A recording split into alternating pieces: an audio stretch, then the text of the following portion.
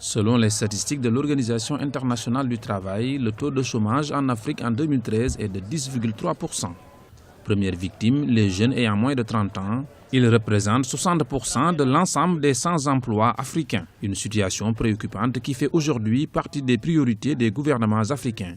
À Addis Abeba en 2009, les chefs d'État africains ont d'ailleurs pris la décision de mobiliser des ressources en faveur de la promotion de la jeunesse. Mais l'urgence serait de résoudre l'équation des jeunes diplômés qui arrivent chaque année sur le marché de l'emploi. L'Afrique produit beaucoup de diplômés. Et on dit que dans la prochaine décennie, chaque année, nous aurons à peu près 11 millions de diplômés qui arrivent sur le marché. Premier constat. Deuxième constat, c'est que nous avons soi-disant la plus forte croissance économique, et on dit la dernière frontière. Et paradoxalement, c'est le continent où le nombre d'emplois qu'on crée chaque année est le plus faible, proportionnellement à la croissance.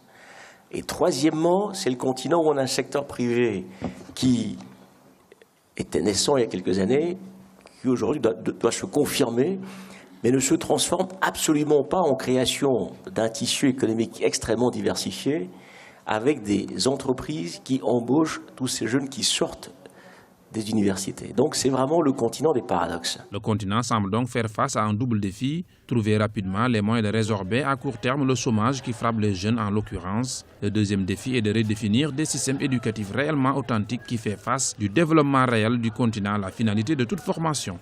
Sur les bacheliers que nous produisons qui vont à l'université, 80% vont dans les humanités, sociologie, politique, sciences politiques, anthropologie.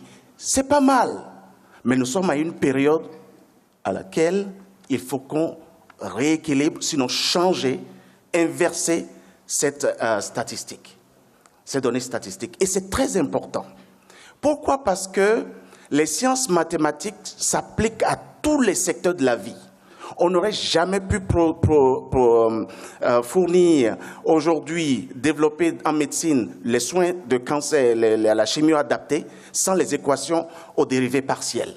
Sans les calculs, on ne serait pas dans ce bâtiment. Et j'implore les dirigeants africains, et nous tous dans cette salle, que nous devrions développer un message qui parle des sciences beaucoup plus. Chaque année, le marché de l'emploi africain accueille des milliers de jeunes diplômés. À l'horizon 2020, ils seront plus de 10 millions à sortir des universités. Un défi majeur qui impose désormais au gouvernement des programmes et initiatives à l'endroit de la jeunesse.